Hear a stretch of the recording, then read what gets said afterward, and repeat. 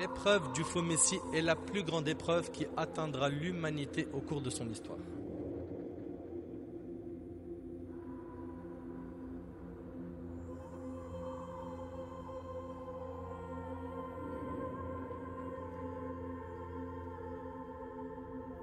Entre la création de Adam et le jour où l'heure arrivera, il n'y a pas une créature dont l'épreuve est plus redoutable que celle du faux Messie. Allah Akbar.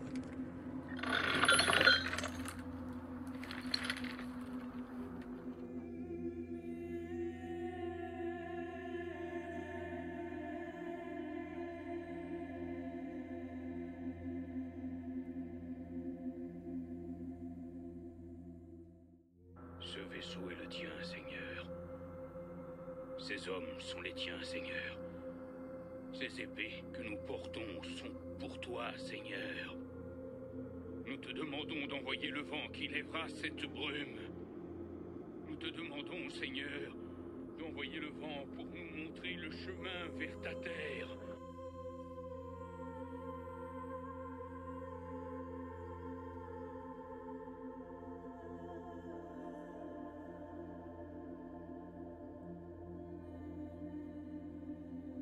Tamim ad-Dari était dans une barque avec des gens autour de lui.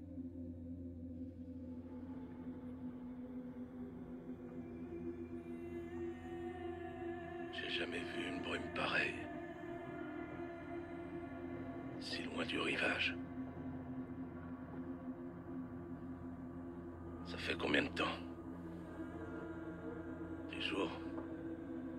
Peut-être que c'est une malédiction. C'est pas une malédiction. C'est de la brume. Et rien d'autre.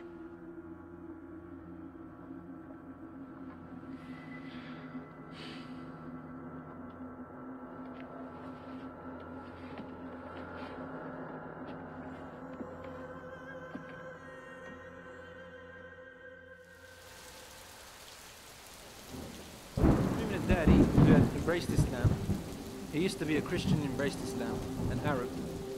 He got up and he said, we were in a ship and a huge storm hit us. And we were lost until our ship reached an island. We entered the island. He says,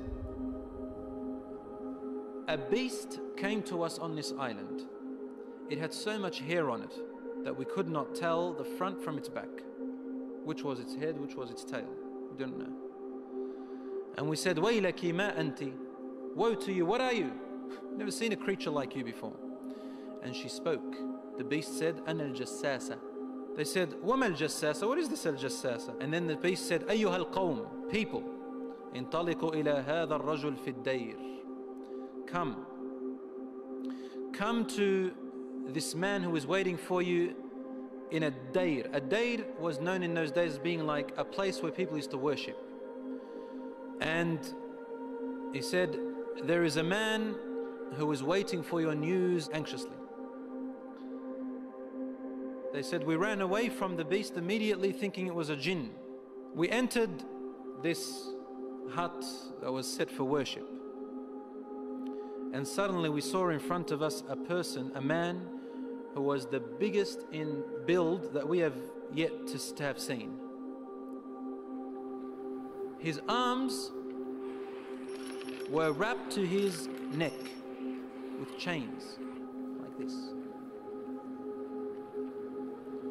And his head and arms were also chained together to his knees, to his legs, like this. So he can just look up, and he's chained up really well, couldn't move.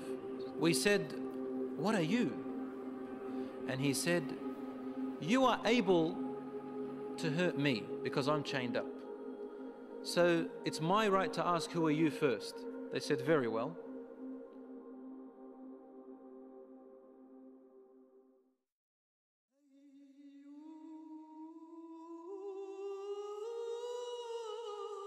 Il m'a raconté qu'il était monté à bord d'un navire, donc dans un bateau, en compagnie de 30 hommes, de Lahm et Jotham. Les vagues les ballottèrent en mer un mois durant. Ils sont restés un mois en mer, puis ils échouèrent sur une île en pleine mer. Ils restèrent dans le navire jusqu'au coucher du soleil, puis s'installèrent sur les barques du navire et débarquèrent sur l'île. Ils sont descendus après du bateau pour rester sur l'île.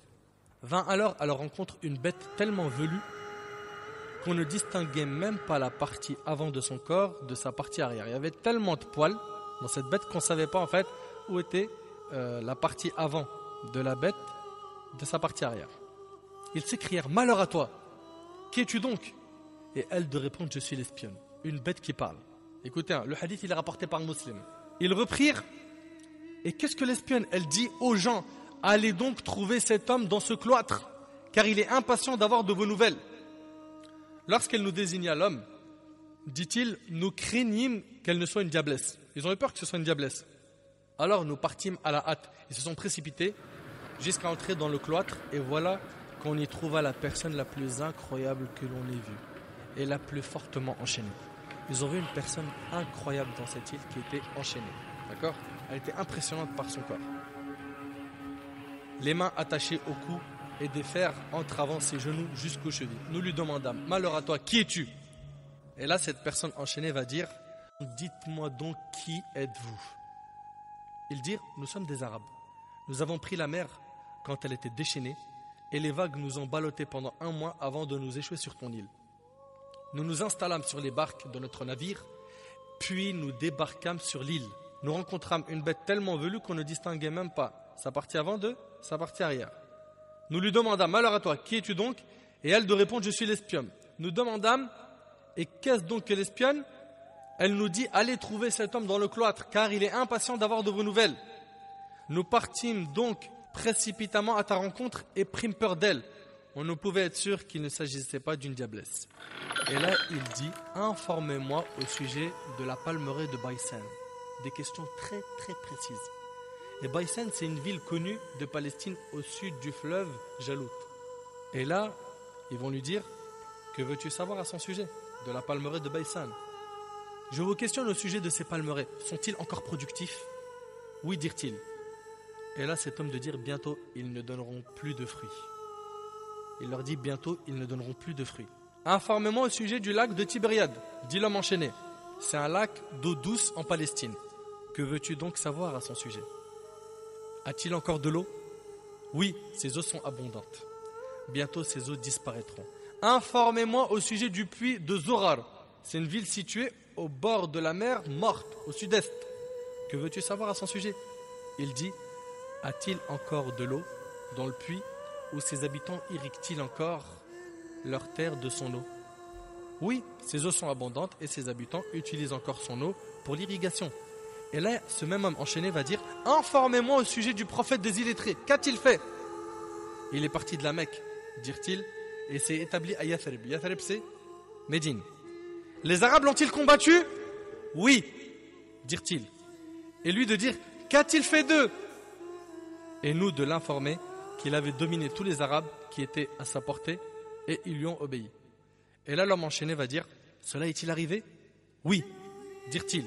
Et là, il va dire: en fait, cela est préférable pour eux de lui obéir. Je vais vous dire qui je suis. Je suis certes le faux Messie. Allahu Akbar.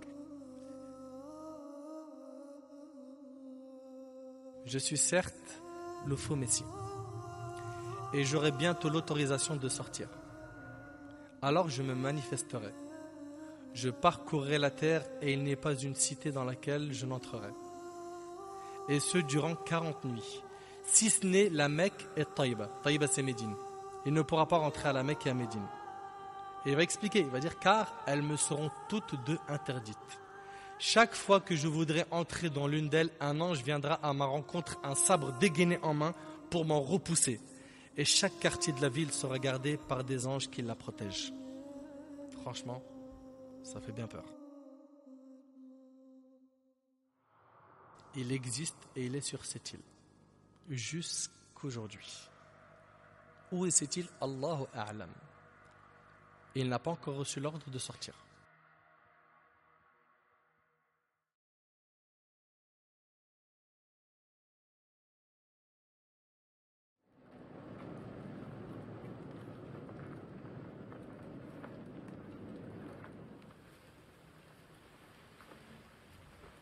Il a un nom.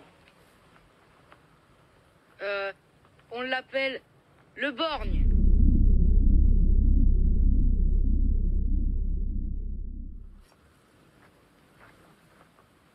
Il te fallait bien un nom. Et comme t'es borgne,